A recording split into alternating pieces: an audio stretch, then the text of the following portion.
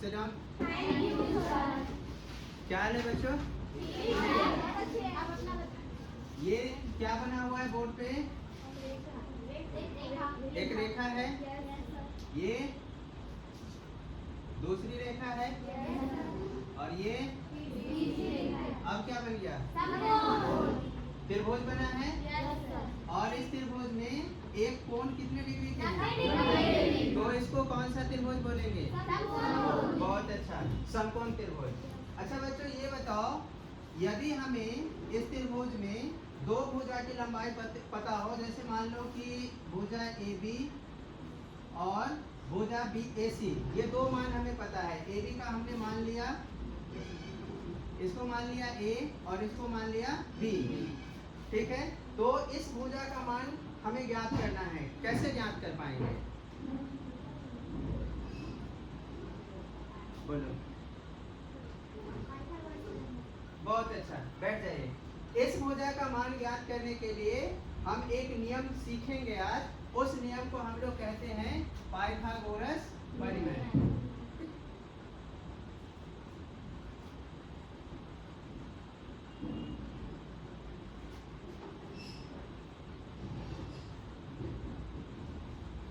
Pythagoras परिमेय।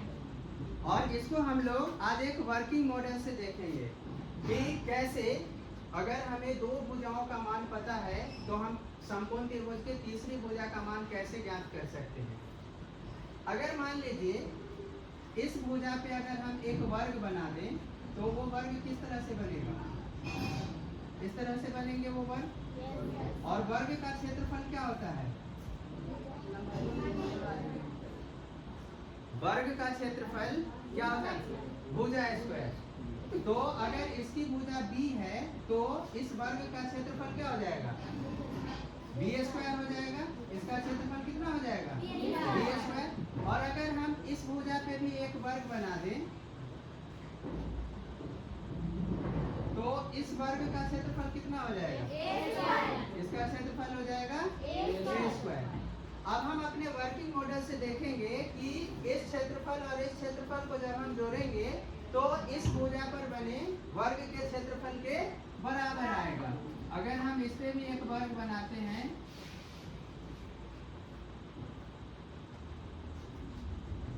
तो ये जो वर्ग का क्षेत्रफल होगा इन दोनों भुजाओं पर बने वर्ग के क्षेत्रफल के योग के बराबर होगा। देखिए हमारे पास एक वर्किंग मॉडल है, ये एक समकोण त्रिभुज है, बीच में है ना समकोण त्रिभुज। और इस भुजा पर ये वर्गाकार खाना बना हुआ है, इस भुजा पर भी ये वर्गाकार खाने बने हुए हैं, और दोनों वर्गाकार खाने में सरसों के दाने भरे हुए हैं। अब हम इसको रोटेट करके घुमाएंगे और बड़े वाले वर्गाकार खाने को भरने का कोशिश करेंगे। देख रहे हैं सबको?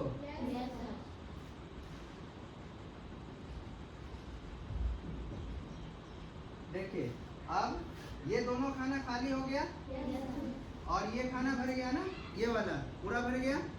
इसका मतलब कि दो छोटे भुजाओं पर बने वर्ग के क्षेत्रफल का योग बड़े भुजा पर बने वर्ग के क्षेत्रफल के योग के बराबर होता है।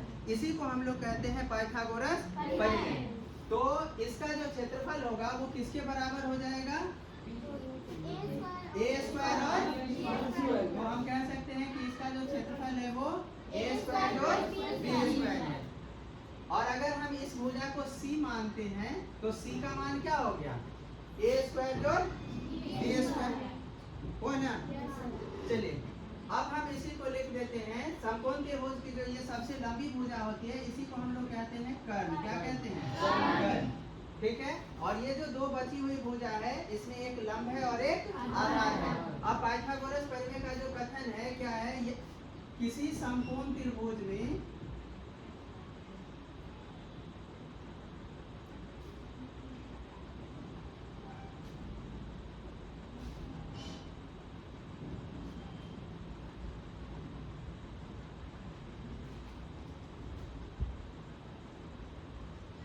कर्ण का वर्ग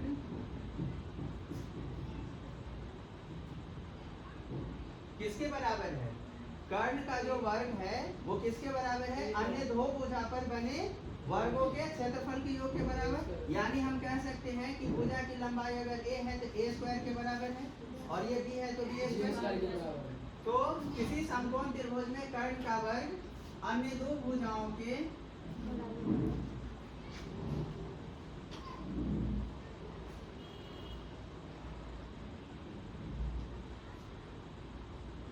वर्गों के योग के बराबर होता है।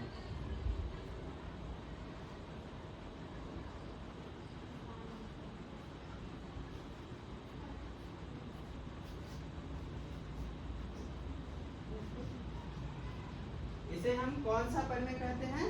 पाइथागोरस प्रमेय कहते हैं। अब इसका उपयोग हम अपने दैनिक जीवन में कहाँ कहाँ करेंगे? हम क्यों पढ़ेंगे पाइथागोरस प्रमेय? बताइए। गुड, बैठिए।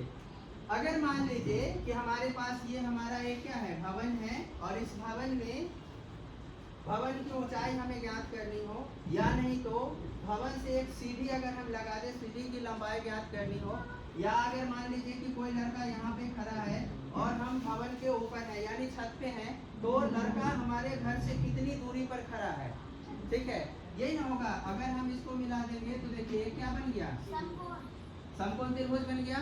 समकोण त्रिभुज में अगर कोई दो भुजा हमें पता है तो हम तीसरी भुजा को आसानी से निकाल सकते हैं बिना फीता से मापे हुए, और उसके लिए हम किस प्रमेय का प्रयोग करेंगे? पाइथागोरस प्रमेय का।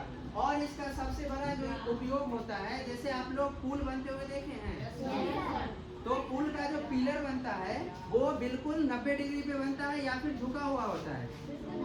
बिल्कुल 90 डिग्री पे। तो उसके जो इंजीनियर होते हैं, जो बनाते हैं, वो एक नियम का प्रयोग करते हैं। उस नियम को हम कहते हैं 3-4-5 का नियम। 3-4-5 का नियम। ये क्या है? ये हमारा सबसे छोटा पाइथागोरस ट्रिपलेट है। ये क्या है? सबसे छोटा पाइथागोरस ट्रिपलेट है। Pythagoras triplet. इसका मतलब है कि इससे छोटी कोई भी पूर्ण संख्या लेके आप पाइथागोरस ट्रिपलेट नहीं बना सकते हैं। तो इंजीनियर क्या करते हैं कि एक भुजा 3 सेंटीमीटर या 3 मीटर ले लेते हैं, दूसरे को 4 मीटर और तीसरे को 5 मीटर।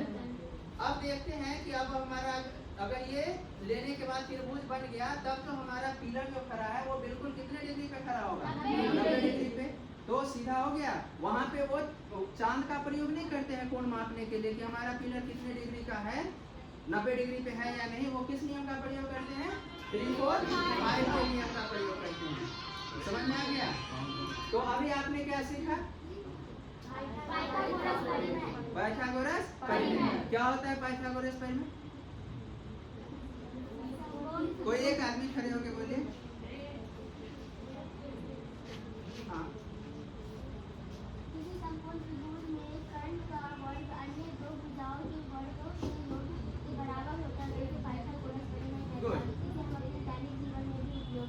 चलिए बैठिए। अब हम इसका एक गणितीय एग्जाम्पल लेके देखते हैं। अगर मान लीजिए कि हमारे पास एक समकोण त्रिभुज है, ठीक है, और इसकी एक भुजा अगर हमारे पास मान लीजिए 8 सेंटीमीटर है और दूसरी भुजा 6 सेंटीमीटर है, ठीक है, तो तीसरी भुजा की लंबाई हमें ज्ञात करनी है।